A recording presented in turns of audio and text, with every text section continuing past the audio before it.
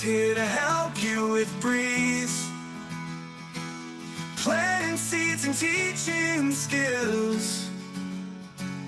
Teachers turn schoolyards to dreams. Who hate school gardens with ease? Happy end of the school year, or almost end of the school year. Are you leaving your school garden and going to your summer vacation with a peace of mind, or will it consume your entire summer? You're listening to the School Gardens with Ease podcast. I'm your host, Leila Mireskandari, and this is episode number 51. For some of you, school just finished. Congratulations on finishing another year. And for some of you, only one more month remains. Stick with it. You've almost made it. If you grew a classroom vegetable garden like those in my Oasis Classroom program, you must have given away or sold your seedlings by now, or are in the process of doing so, and that's exciting. Congratulations for doing that. And for those of you who grew an outdoor garden like those in my Oasis School or Caja Oasis programs, good for you. I'm so proud of you. Growing a school garden is a scary deal. Not all teachers are so brave.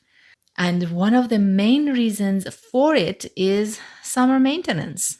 If you are one of those teachers who follow me quietly and have been dreaming of growing a school garden but never started one because you were kind of scared, you're not alone, okay? Even though most of the growing of a school garden happens in the spring when your students are there, plants do most of their growing during summer. And frankly, get into most of the trouble during summer too, when you and your students aren't around to deal with stuff. So it's pretty scary and quite a vulnerable situation to be in when you have to leave your beloved garden, the result of so much hard work, so much hope, and care of you and your students in the hands of parent volunteers who may or may not know what they're doing. It's not comfortable, is it? Not at all, especially if it's your first time. I really hope you've gotten a hold of my school gardens with almost no summer maintenance stuff a while back, and you had set up your garden for summer success accordingly. And if you haven't, well, go into the show notes and find that stuff. And I say stuff because, in fact, I have three different resources for you on the topic. I have a free guide, a low-cost webinar, and a comprehensive class with multiple modules, really deeply getting into every single aspect of a summer maintenance for a school garden. There is limited time discounts on the webinar as well as the class. Make sure that you check them out in the show notes. So, what should we do to leave the school garden into the hands of the summer volunteers and go to our summer vacations with a peace of mind worrying about nothing? We need to be proactively setting the garden up before we leave for summer so that other than watering, it needs no other summer maintenance. But how is that even possible? Well, it's actually much easier than you think. If you grow a dense and biodiverse garden with only the crops that are suitable for a school garden, because not everything is a good idea to put in your school garden. Grow only top quality seeds in top quality soil. Make sure your garden is designed with water conservation in mind. You've used the best watering equipment, and you've also made sure your garden is easily accessible, and so is your watering equipment. Then you have absolutely nothing to worry about. I would guarantee that the teachers in such school gardens will come back to it flourishing and filled with food and medicine and herbs and seeds to harvest in the fall. Given they did arrange for the group of volunteers to, water the garden, of course, because watering is the only summer maintenance that cannot be skipped.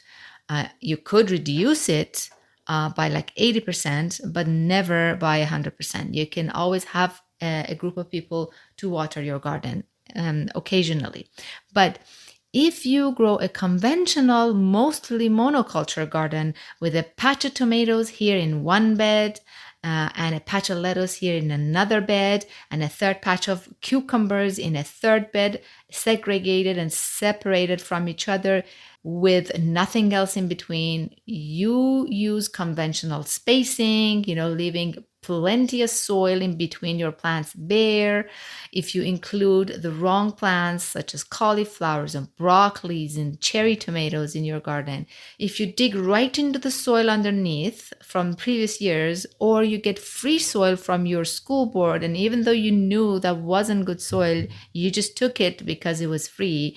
And if you, got a bunch of seeds donated from your community and had no idea if those seeds were viable or not, you bought a bunch of watering cans and dumped them in a storage room with a key given to one of the volunteers and crossed your fingers that they're not going to lose it, or misplace it, or gave the key to the building caretaker and crossed your fingers they were there when volunteers showed up to water, and then you put up a fence and a lock around your garden, and now your volunteers need to go through hoops to get to your garden.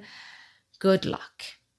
I can almost guarantee that you will come back to a dead or at least very underwhelming school garden and have to answer to a bunch of exhausted, angry volunteers in the fall. In fact, you only need to make one of these mistakes and your garden could completely fail because of it. And it is so easy to not make these mistakes as long as you are aware of them and you take them seriously.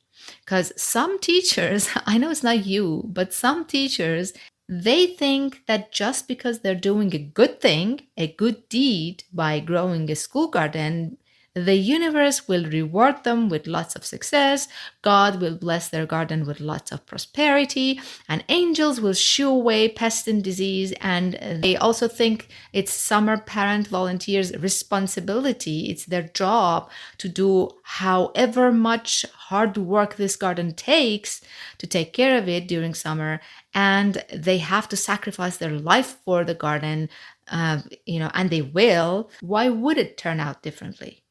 They did a good deed after all. Well, life's not fair like that, and Mama Nature doesn't reward based on karma, faith, or good intentions. It rewards based on how you understand her and her ecosystemic services, and based on how you work with her. If you leave soil bare, you can be sure that she covers it with weeds. If you plant monocultures, you can be sure that she can't help you when pests find it because you didn't plant anything else that would attract the predators of those pests. If you planted in clay soil, you didn't give the plants what they needed to grow strong. If your seeds are old and 80% of them were dead years ago before they had a chance to germinate this year, there is not much nature can do for you. If you don't give your volunteers a good lightweight hose that reaches all corners of the garden and expect them to carry heavy watering cans back and forth between the tap and the garden 1,000,001 times a day, you can't possibly expect the watering to happen consistently and generously. And if your garden gets dry to the bone every single day because you didn't build it with water conservation in mind, then you cannot expect the soil to stay alive and the plants healthy. You can't ignore Mama Nature and all the science behind growing a healthy garden and expect it to turn out well. It's just not gonna work out. Let's be reasonable, proactive, smart, and kind. Let's set our school gardens up for success by following really easy and simple rules. Check the resources out in the show notes, and I'll talk to you next week in another episode.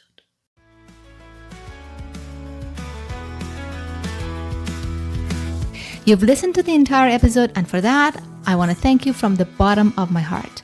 I hope you enjoyed it, and if you did, please leave me a review on Apple Podcasts and Spotify. And please share this episode with other teachers who might be interested in this topic. See you next week for a new episode.